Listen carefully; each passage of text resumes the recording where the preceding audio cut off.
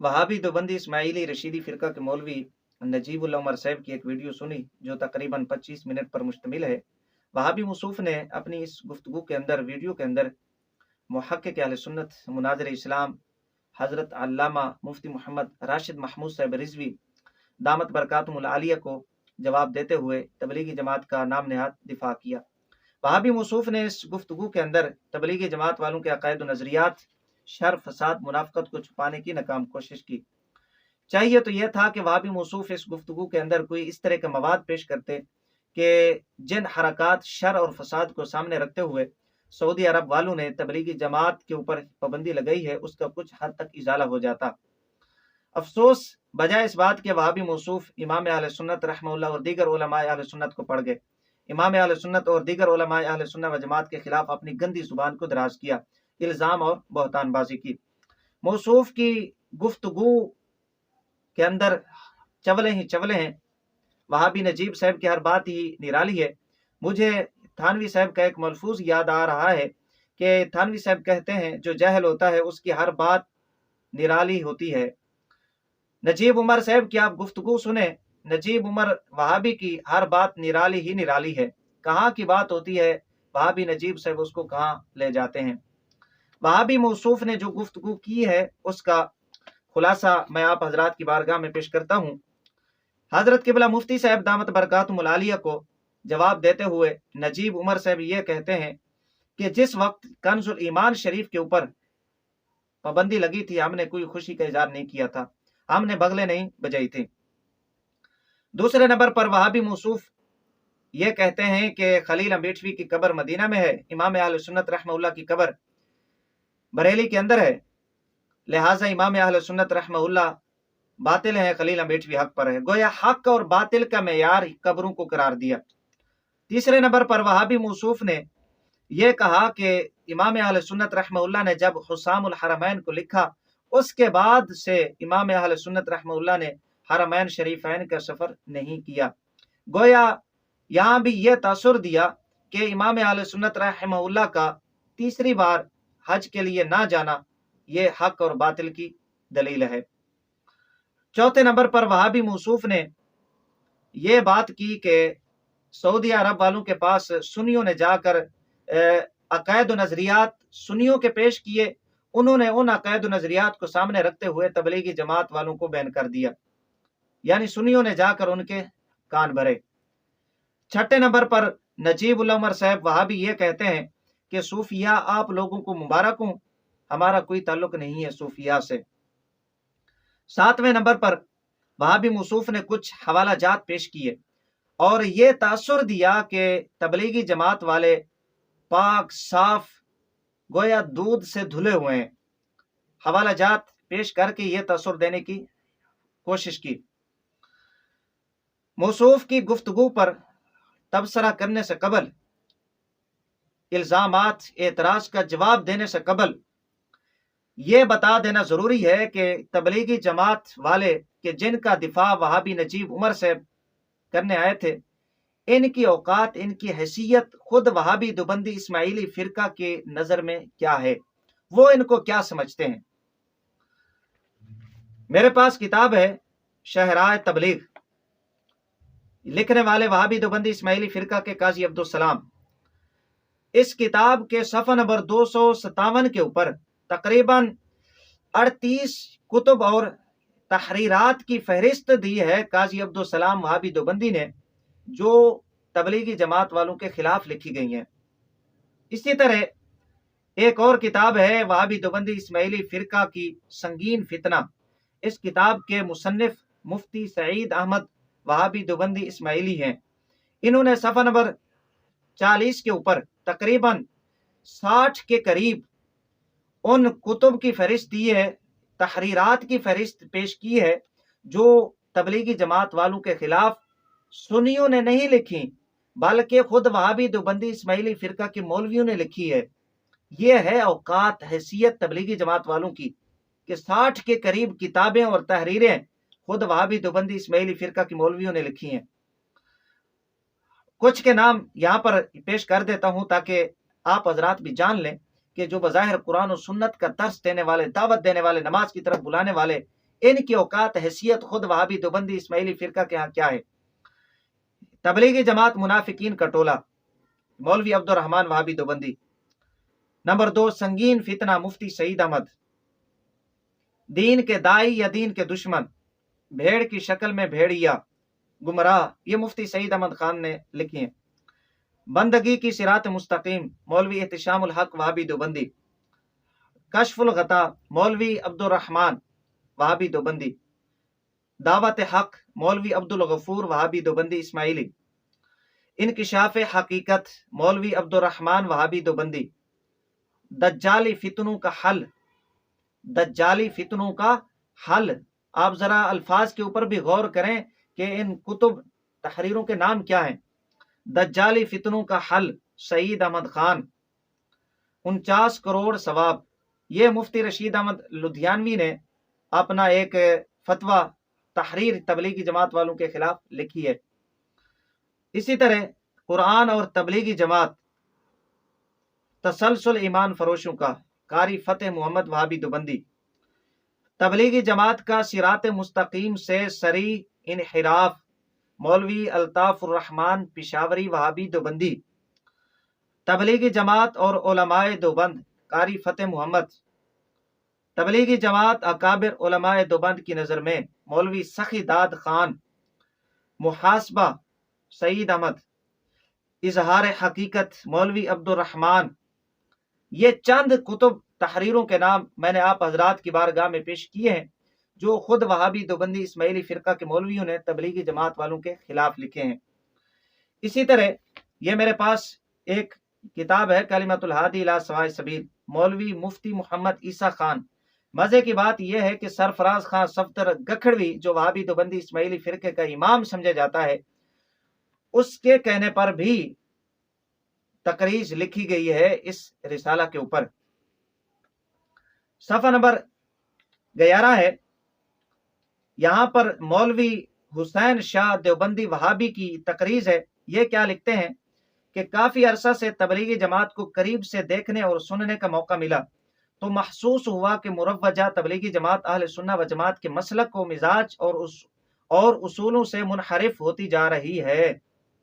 صفحہ نمبر 11 کے اوپر، یعنی اہل سنہ و جماعت کے خلاف ان کا طریقہ ہے، ان کا مزاج ہے، اور اہل سنہ و جماعت کے اصولوں سے یہ انحراف کرتی جا رہی ہے۔ یہ تبلیغی جماعت والوں کے متعلق ہے، مولوی حسین شاہ۔ اسی طرح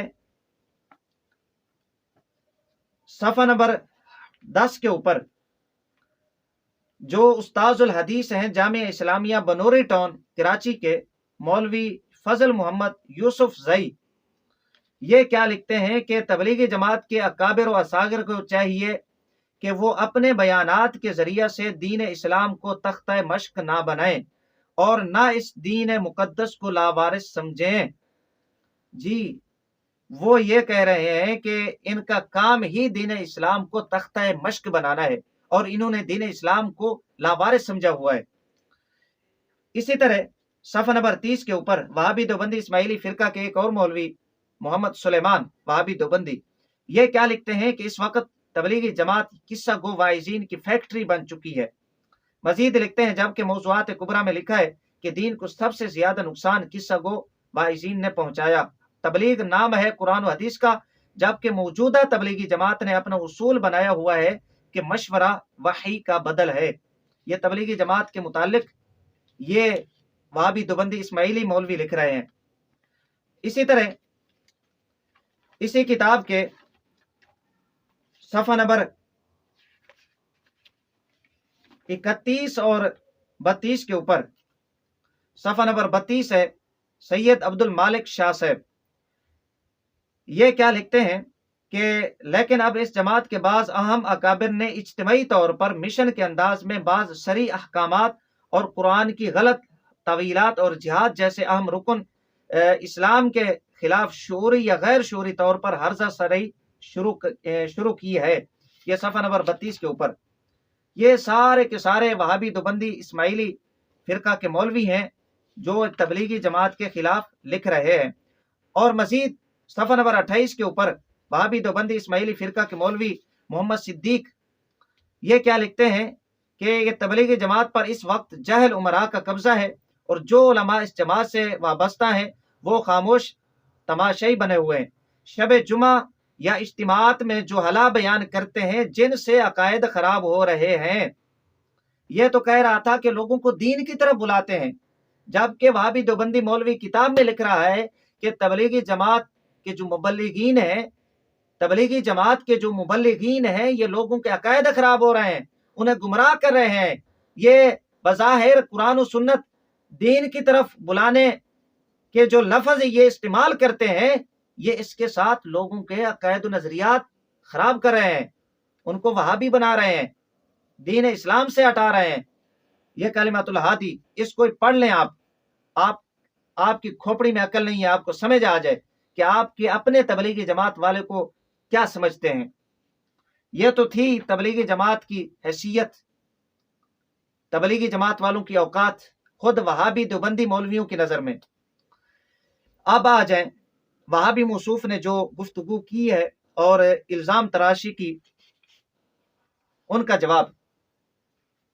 وہابی موصوف مفتی صاحب دامت برکاتہم العالیہ کو جواب دیتے ہوئے یہ کہتے ہیں کہ جب کنز الایمان شریف کے اوپر پابندی لگی، ہم نے کوئی خوشی کا اظہار نہیں کیا، ہم نے بغلیں نہیں بجائی۔ یہ بہت بڑا جھوٹ بولا نجیب عمر وہابی دیوبندی نے۔ کنز الایمان پر پابندی کیوں؟ ماں شاہ فہد کے نام خط۔ جب کنز الایمان شریف کے اوپر پابندی لگی تو ان کے ایک مولوی ضیاء الرحمن فاروقی وہابی دیوبندی نے شاہ فہد کو ایک خط لکھا۔ صفحہ نمبر 3 کے اوپر کیا لکھتے ہیں کہ پاکستان بھر میں اس فیصلے کا زبردست خیر مقدم کیا گیا ہے۔ یہ کنز الایمان کے متعلق لکھ رہے ہیں۔ رابطہ کے فیصلہ کے مطابق مذکورہ تفسیر و ترجمہ شرک و بدعت اور باطل افکار و نظریات کی بنیادی غلطیوں سے بھرا پڑا ہے۔ یہ وہاں پر چغلی کر رہے ہیں شاہ فہد کو خط لکھ کر کہ یہ شرک و بدعت ہے، لہٰذا جو آپ نے پابندی لگائی ہے یہ آپ نے اچھی لگائی ہے، لہٰذا ہم اس فیصلے کا خیر مقدم کرتے ہیں۔ اچھا، مزید صفحہ نمبر 4 کے اوپر کیا مطالبہ کرتا ہے کہ نہ صرف یہ کہ کنز الایمان پر سعودی عرب اور دیگر تمام عالم عرب میں پابندی لگائی جائے، بلکہ آئندہ رضا خانی فرقہ کے لوگوں کو حج پر جانے سے سختی کے ساتھ روکا جائے۔ صفحہ نمبر 4 کے اوپر آپ کہتے ہیں ہم نے خوشی کا اظہار نہیں کیا، اور ادھر آپ کا مولوی خط لکھ کر انہیں چغلیاں کر رہا ہے کہ آپ نے اچھا کیا ہے، ہم اس فیصلے کا خیر مقدم کرتے ہیں۔ وہ انشاءاللہ پھر میں آپ کو بتاؤں گا کہ یہ چغلیاں آپ نے کس لیے کی ہیں اور آپ کا مقصد کیا تھا۔ اسی طرح یہ دوسرا حوالہ تقدیس حرمین کتاب، صفحہ نمبر 7 کے اوپر حبیب اللہ ڈیروی، ان کا بہت بڑا مولوی ہے، اس نے یہ بات لکھی ہے کہ وہ حضرات اگر بریلوی حضرات کو مشرک کہتے ہیں تو ٹھیک کہتے ہیں، یعنی یہ بھی اس بات کو تسلیم کر رہا ہے کہ سعودی عرب والے جو حاکم ہیں، وہاں کے مولوی ہیں وہابی نجدی، وہ اگر سنی علماء کو، علماء بریلی کو اگر مشرک یا کافر کہتے ہیں تو ٹھیک کہتے ہیں، اور آپ کہتے ہیں کہ ہم نے خوشی کا اظہار نہیں کیا۔ یہ تقدیس حرمین صفحہ نمبر 7 کے اوپر۔ اس کے بعد وہابی موصوف نے یہ بات فرمائی کہ خلیل امبیٹوی کی قبر جنت البقیع کے اندر ہے، اور امام اہل سنت رحمت اللہ تعالی علیہ کی جو قبر ہے وہ بریلی کے اندر ہے۔ میں اس کے جواب میں وہابی موصوف کو یہ کہوں گا کہ یہ کتاب ہے میرے پاس، تھانوی کے پسندیدہ واقعات، صفحہ نمبر اس کتاب کا 148 اور 149، یہاں پر ایک واقعہ لکھا گیا کہ ایک مکہ شریف کے اندر بہت بڑے عالم کا انتقال ہو گیا اور اس کو وہیں دفن کیا گیا۔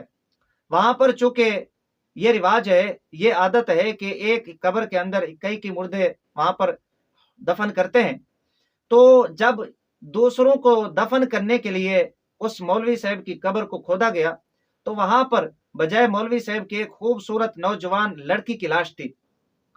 پھر کیا ہوا، جو شیخ بیان کرتے ہیں یہ واقعہ، کہ وہ فرماتے ہیں کہ لڑکی کو میں جانتا تھا، وہ حقیقت میں مسلمان ہو گئی تھی، لیکن اب مسئلہ یہ تھا کہ مولوی صاحب کی قبر کہاں گئی؟ وہ لڑکی فرانس کی رہنے والی تھی، جو یہ سارا واقعہ یہاں پر لکھا ہوا ہے۔ مختصراً یہ تحقیق کرنے پہ پتہ چلا کہ مولوی صاحب کی جو لاش تھی وہ اس لڑکی کی قبر میں چلی گئی تھی جس کو فرانس کے اندر اس کے والدین نے دفنایا تھا، اور اس لڑکی کی لاش حرمین شریفین مولوی صاحب کی قبر میں آ گئی، یہ لاش منتقل ہو گئی۔ یہاں سے کیا پتہ چلا کہ جس بندے کا عقیدہ اور نظریہ خراب ہو، جو اسلام کے خلاف ہو، وہ بظاہر اگر وہاں پر دفن بھی ہو جائے، اس کی لاش کو وہاں سے نکال کر باہر پھینک دیا جاتا ہے، وہ کہیں اور منتقل ہو جاتی ہے۔ لاش آپ کے نزدیک جسم دوسری جگہ منتقل ہو جاتا ہے، یہ کہاں منتقل ہوا؟ یہ آپ کی کتاب میں لکھا ہوا ہے، صفحہ نمبر 69، اکابر دیوبند اور عشق رسول۔ ایک صاحب نے خواب میں دیکھا کہ 3 قبریں ہیں وہیں لندن میں، ایک حضرت حاجی امداد اللہ صاحب کی، اور ایک حضرت گنگوئی کی، اور ایک حضرت سہارنپوری کی۔ جی آپ کے دیوبندی مان رہے ہیں کہ حضرت سہارنپوری کی قبر لندن کے اندر ہے، وہ خواب دیکھ رہے ہیں، اور قاری طیب صاحب لکھتے ہیں کہ خواب حجت شرعی ہے، حجت بن سکتا ہے۔ آپ اپنی ایک ویڈیو کے اندر بکواس کر رہے تھے کہ خواب حجت نہیں بن سکتا، آپ کے اکابر لکھتے ہیں کہ خواب حجت بن سکتا ہے، ٹھیک ہے۔ لہٰذا یہ کہنا کہ خلیل امبیٹوی کی قبر مدینہ میں ہے، حرمین شریف کے اندر، لہٰذا اس کے لیے فضیلت کی بات ہے، وہ ادھر سے نکل کر لندن کے اندر منتقل ہو گئے آپ کے مولویوں کے مطابق۔ اسی طرح یہ دوسرا حوالہ صفحہ نمبر 20، نرالا مجدد مولوی اسرائیل قاسمی، یہ کیا لکھتے ہیں کہ مدینہ بھٹی کی مانند ہے، گندگی کو نکال پھینکتا ہے۔ یہ نہ سمجھے کہ وہاں پر دفن ہو گئے تو وہیں پر رہیں گے۔ آپ کو میں چیلنج کرتا ہوں کہ آپ جائیں خلیل امبیٹوی کی قبر کو آپ اکھاڑیں، اگر وہاں آپ کو خلیل امبیٹوی نظر آ جائے پھر ہم ماننے کے یہ پابند ہوں گے۔ یہ چیلنج ہے، جائیں آپ۔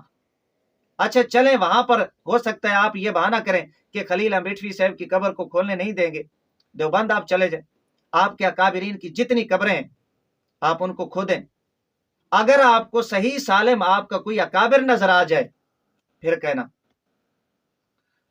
اس کے بعد وہاں بھی موصوف یہ کہتے ہیں کہ امام اہل سنت رحمۃ اللہ تعالی علیہ نے 1905 جب سے حسام الحرمین لکھی ہے تب سے دوبارہ حرمین شریفین کی حاضری نصیب نہیں ہوئی۔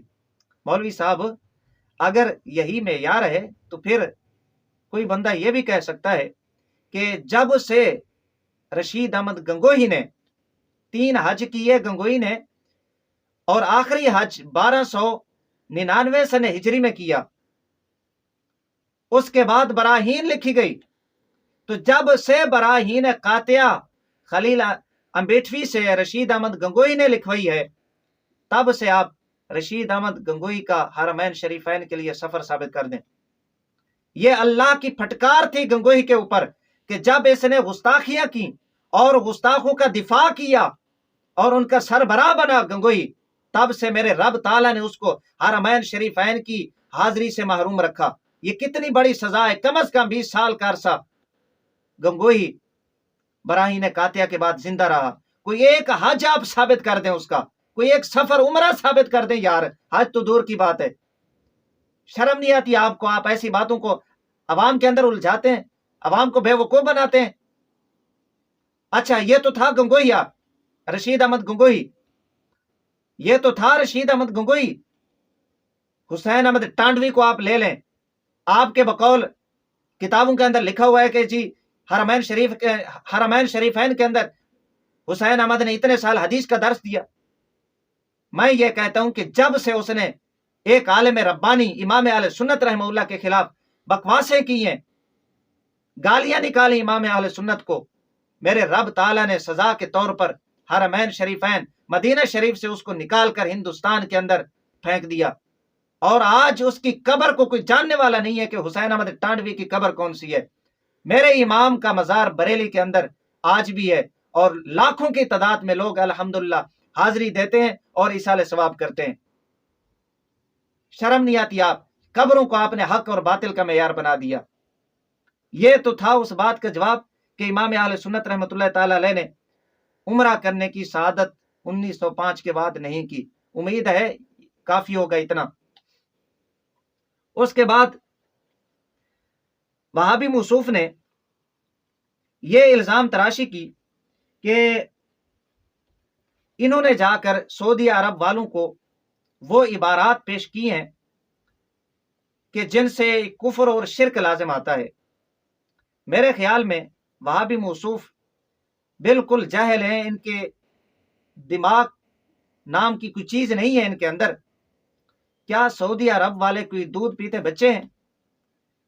جب آپ کی یہی تبلیغی جماعت بنی تھی، انہوں نے اور مولوی الیاس کندھیلوی نے جب سعود خاندان نے حرمین شریفین کے اوپر قبضہ کیا، ظلم و ستم کے پہاڑ توڑے، اس وقت آپ کے الیاس کندھیلوی صاحب خط لکھ رہے تھے صفحہ نمبر 78 کے اوپر، تبلیغی جماعت اور مشائخ عرب۔ یہ کیا لکھتے ہیں کہ جو آپ جیسی محبوب شخصیت کے حق میں اخلاص، پسندیدگی اور تعظیم سے بھری ہوئی ہیں، جس کو اللہ تعالیٰ نے اپنے گھر بیت اللہ کی خدمت کے لیے چن لیا اور اس کے عالی ہاتھوں میں اپنے بندوں کی ولایت حکومت دی، اور یہ اللہ تعالیٰ کی طرف سے ایک بڑا احسان ہے۔ ہم اس کی حمد اور شکر ادا کرتے ہیں کہ آپ جیسے عظیم انسان کو شان اسلام بلند کرنے کی، حضور اکرم صلی اللہ علیہ وآلہ وسلم کی سنت کو زندہ کرنے کی اور شرک و کفر کے جراثیم سے پاک و صاف صحیح عقائد کے پھیلانے کی توفیق عطا فرمائی۔ صفحہ نمبر 78 کے اوپر یہ عبدالعزیز آل سعود کے متعلق خط لکھ رہے ہیں الیاس، جو تبلیغی جماعت کا بانی تھا۔ آپ کہتے ہیں انہیں پتہ نہیں ہے، آپ کے بڑوں کے ساتھ ان کے مراسم رہے ہیں، یہ ان کی چاپلوسیاں کرتے رہے، آپ کہتے ہیں انہیں پتہ ہی نہیں تھا، اور غلط لوگوں نے ان کے جا کر کان بھرے۔ اور پاکستان کے اندر یہی نجدی حکمران جن کی شے پر، جن کے اشارے پر، جن کی معاونت سے ایک فرقہ جو آپ کا پیٹی بھائی ہے، وہ غلط عقائد و نظریات کی ترویج کرنے میں مصروف ہے، انہوں نے آپ کے خلاف کتابیں لکھی ہیں۔ یہ ایک کتاب ہے تبلیغی جماعت تحقیقی جائزہ، یہ بیچ رہ کر اس بندے نے، تبلیغی جماعت میں شامل ہو کر اس بندے نے اور پورا مشاہدہ کر کے یہ کتاب لکھی ہے، اور آپ کے عقائد و نظریات لکھے۔ آپ کہتے ہیں ہمارے عقائد و نظریات غلط وہاں پر پیش کیے گئے۔ ہو سکتا ہے آپ کا اس سے گزارا نہ ہو۔ یہ میرے پاس یہ رسالہ ہے، سوال گندم جواب چنا، مولوی نور محمد۔ یہ کیا لکھتے ہیں صفحہ نمبر 10 اور 11 کے اوپر، وہ عقائد و نظریات جو وہابی، جو آپ کے پیٹی بھائی ہیں، جو وہابیت سے تعلق رکھتے ہیں، غیر مقلد، انہوں نے اشتہار چھاپا اور عقائد و نظریات جو وہابی دیوبندیوں کے، اور یہ اصل کتب کے اندر بھی ہیں۔ اچھا، یہ کیا لکھتے ہیں صفحہ نمبر 10 کے اوپر، یہ خود مان رہے ہیں، وہابی دیوبندی لکھ رہے ہیں، دیوبندی مولوی، اکابرین آل دیوبند کا عقیدہ، لکھتے ہیں کہ رسول اللہ صلی اللہ علیہ وآلہ وسلم مشکل کشا ہیں، کلیات امدادیہ حاجی امداد اللہ مہاجر مکی صاحب، صفحہ نمبر 91، یہاں پر حوالہ دیا۔ دوسرا عقیدہ آپ کا لکھتے ہیں سیدنا علی رضی اللہ عنہ مشکل کشا ہیں، کلیات امدادیہ، صفحہ نمبر 103۔ اسی طرح تیسرا عقیدہ خواجہ محمد عثمان مشکل کشا ہیں، فیوزات حسینی، مولوی عبدالحمید سواتی دیوبندی، صفحہ نمبر 68۔ چوتھا عقیدہ آپ کا جناب امداد اللہ مکی دیوبندی اپنے پیشوا منصور حلاج صوفی کا قول نقل کرتے ہیں۔ آپ کہہ رہے تھے صوفی آپ کو مبارک، ذرا منصور حلاج کا آپ انکار تو کریں۔ آپ کے تھانوی گنگوئی اس کا دفاع کرتے ہیں، اور آپ کہتے ہیں ہمارا صوفیاء سے تعلق نہیں ہے۔ میں ہی خدا ہوں، ضیاء القلوب امداد اللہ دیوبندی، صفحہ نمبر 81۔ اچھا، اس کے بعد جو پانچواں عقیدہ لکھا ہے وہ تبلیغی جماعت کے مولوی زکریا کندھیلوی کی کتاب تبلیغی نصاب، صفحہ نمبر 806۔ نبی کریم صلی اللہ علیہ وآلہ وسلم عاجزوں کی دستگیری اور بے کسوں کی مدد فرماتے ہیں۔ اسی طرح تبلیغی نصاب صفحہ نمبر 791 کا عقیدہ خود دیوبندی مولوی تسلیم کر رہا ہے کہ وہابی غیر مقلد ہمیں یہ کہتے ہیں اور ہمارے نظریے یہ بیان کرتے ہیں۔ یہ छठा अकीदा आपका बयान कर रहा है, मैं हर उस शख्स की फरियाद को पहुंचता हूं जो मुझ पर कसरत से दुरूद भेजे। इसी तरह तालीमुद्दीन थानवी की जो किताब है, सफ़ा नंबर 178 से आपका अकीदा नकल किया जा रहा है। थानवी साहब लिखते हैं कि कर मेरी इमदादुल्लाह, वक्त है इमदाद का। इसी तरह आपका अकीदा नंबर 8 थानवी के मुतालिक, यही किताब तालीमुद्दीन सफ़ा नंबर 172 से थानवी साहब लिखते हैं, बुजुर्गों के तवस्सुल से दुआ जल्द कबूल होती है।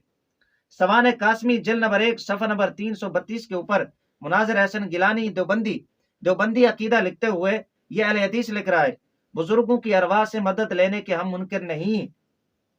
ये आपके अकायद पढ़ लें आप, सफ़ा नंबर 10 और 11 के ऊपर नूर मोहम्मद, सवाल गंदम जवाब चना। वो कोई दूध पीते बच्चे नहीं है कि कोई जाकर उनके कान भर दे और वो तबलीगी जमात के ऊपर वो पाबंदी लगा दें। वो सब जानते हैं आपके अकायद नजरियात को। आप लोगों को धोखा ना दें कि हमारे गलत अकायद वहां पर पेश किए गए, हम कब्र परस्त नहीं है। ये क्या है? ये झूठ आपका नहीं चलेगा। ये तो था आपकी इस बात का जवाब कि आप कहते हैं कि हमारी गलत इबारात, हमारे गलत अकायद नजरियात वहां पर पेश किए गए। इसी तरह वहाबी मौसूफ ये कहते हैं कि हमारा सूफिया से ताल्लुक नहीं है। हालांकि इस बंदे को ये बात करते हुए डूब मरना चाहिए था। यह किताब है देवबंदियत की ततहीर जरूरी है, मुफ्ती मोहम्मद सईद खान, सफ़ा नंबर 7 के ऊपर इन्होंने देवबंदी होने के लिए सूफी होना शर्त लिखा है।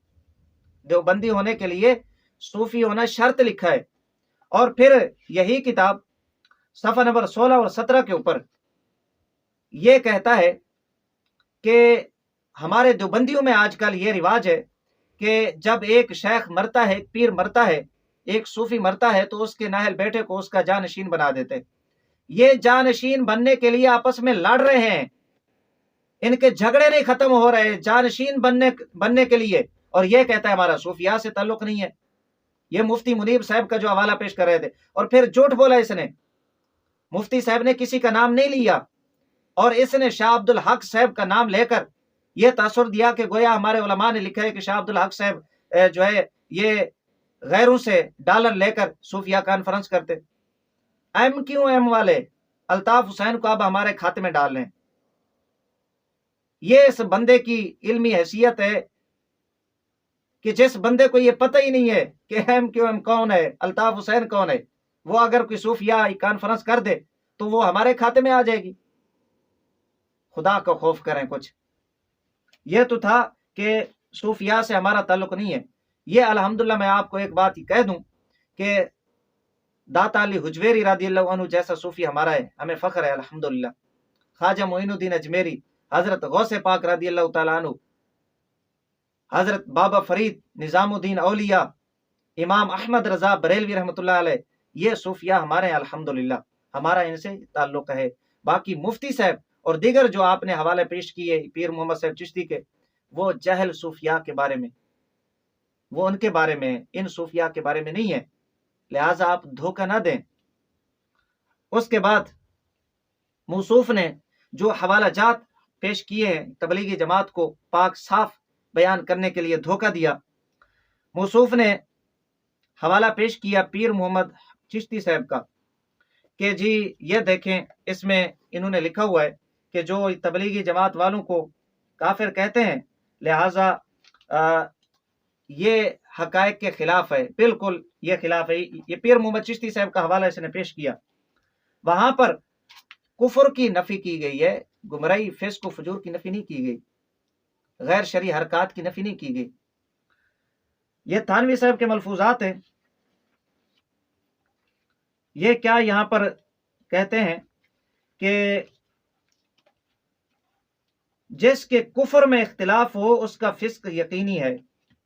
जिसके कुफर में इख्तिलाफ हो उसका फिस्क यकीनी है। सफ़ा नंबर 195 जिल्द नंबर 3 है। कुफर के अंदर पीर मोहम्मद साहब चिश्ती और सैफुर रहमान सैफी साहब का इख्तिलाफ था, फासिक फाजिर होने में नहीं।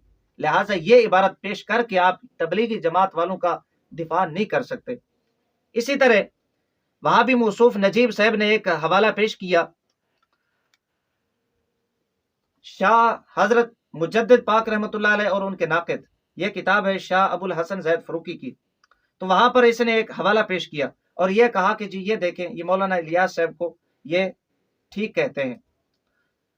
जवाब यह है कि इस बंदे का झूठ खयानत आप देखें कि यही शाह अबुल हसन जैद फरूकी, इन्होंने पूरी किताब तबलीगी जमात की हकीकत के नाम से लिखी है।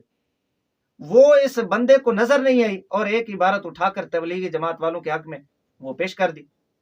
पूरी किताब शाह अबुल हसन जैद फरूकी ने तबलीगी जमात वालों के खिलाफ लिखी है और यह उनका दिफा कर रहा है। यह मेरे पास किताब है मजलिस नफीस, शाह अबुल हसन जैद फरूकी के बारे में दीगर वहाबी देवबंदी फिरका के मौलवी हवाला जात पेश करते हैं हमारे खिलाफ। सफ़ा नंबर 199 के ऊपर ये क्या लिखते हैं कि दिल्ली में एक आलिम थे मौलाना अबुल हसन जैद, उन्होंने पढ़ा उलमाए देवबंद से था, उनसे मुतासिर भी थे, लेकिन अहले बिदात के बहकावे से ख्यालात बदल गए। पहले उन्होंने हजरत सैयद साहब और शाह इस्माइल साहब की तहरीक के हक में लिखा, लेकिन बाद में जब अहले बिदात के जाल में आए तो हजरत शाह इस्माइल शहीद की तक़वियतुल ईमान के खिलाफ लिख दिया। यह सफ़ा नंबर 199 के ऊपर लिखा कि पहले इनके नजरियात देवबंद वाले थे, उनसे मुतासिर थे, लेकिन जब उनसे बदजन हुए, उनके अकायद नजरियात को देखा कि गैर शरई हैं, गुस्ताखाना इबारात को देखा, तो इनके नजरियात बदल गए और तक़वियतुल ईमान के खिलाफ एक पूरी किताब इसने लिखी। किबला जितने भी हवाला जात पेश किए जाते हैं इनके, वो इनके साबका मौक़िफ़ हैं, साबका इबारतें हैं। मुनाज़रा कोहाट साजिद खान जो मुरत्तिब है, उसके अंदर वाज़े तौर पे उसने ये उसूल लिखा है कि जो बंदा मरजू अक़वाल पेश करे वो गो खाए। आप जाएं पहले गो खाएं, अपने उसूलों पर अमल करें, फिर ये मरजू अक़वाल हमारे खिलाफ पेश करें। ये मजलिस नफीस सफ़ा नंबर 199 के ऊपर ये आपने हजरत शाह मुजद्दिद और उनके नाक़िद का जो हवाला पेश किया। इसी तरह पीर मोहम्मद साहब चिश्ती का एक हवाला पेश किया कि उन्होंने सुन्नियों को ये नाम दिया है तागूती मलगूबा, ये लफ्ज़ इसने इस्तेमाल किया। जवाब ये है कि ये मलफूजात है मेरे पास थानवी के नंबर 262 के ऊपर। अवाम के अकीदे की बिल्कुल ऐसी हालत है कि जैसे गद्दे का उज़्व, अच्छा बढ़े तो बढ़ता ही चला जाए, जब गैब हो तो बिल्कुल पता ही नहीं होता। कमाल तहकीक है थानवी की भाई, हकीम थे वाकई, गधे का उज़्व। थानवी साहब की तहकीक तो होनी थी इस पे। वो आपके अकीदे को गधे के उज़्व खास की तरह करार दे रहा है। जरा इसको भी तो देखें। थानवी जिल्द नंबर 3 सफ़ा नंबर 262। जी ये अकीदे के बारे में बात हो रही है। उसके बाद ये मेरे पास जिल्द नंबर 2 है मलफूजात। यही थानवी साहब, आप हमें ताना दे रहे थे ना कि आपको फला नाम से पीर मोहम्मद साहब ने कहा। सफ़ा नंबर 87 के ऊपर ये क्या कहते हैं कि मुरीद ऐसे ही को करे कि जिनको कम अज कम गधा तो कह सके। अब मुफ्ती शफी, मुफ्ती हसन और बाकी जो थानवी के खलीफा थे, मुरीदीन थे, वो थानवी के मुताबिक गधे हैं।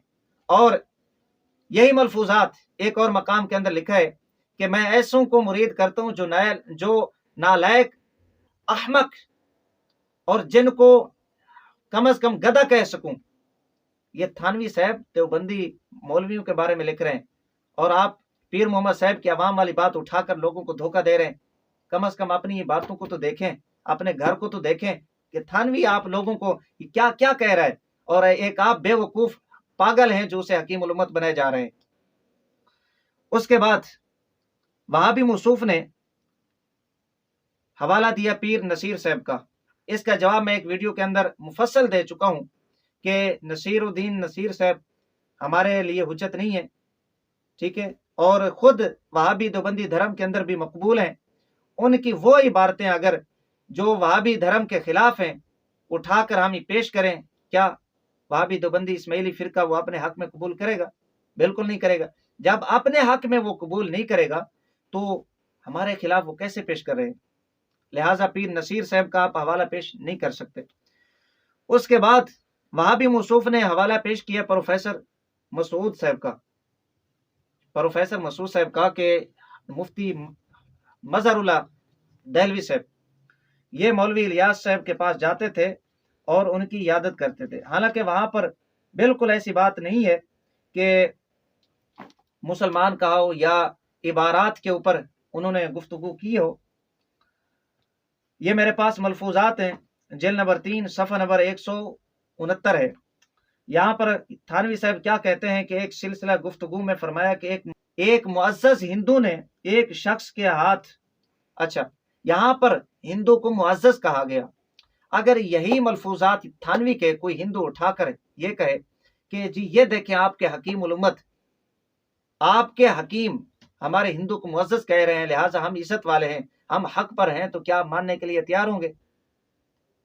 کسی کو معزز کہہ دینا کیا اس کے حق پر ہونے کی علامت ہے؟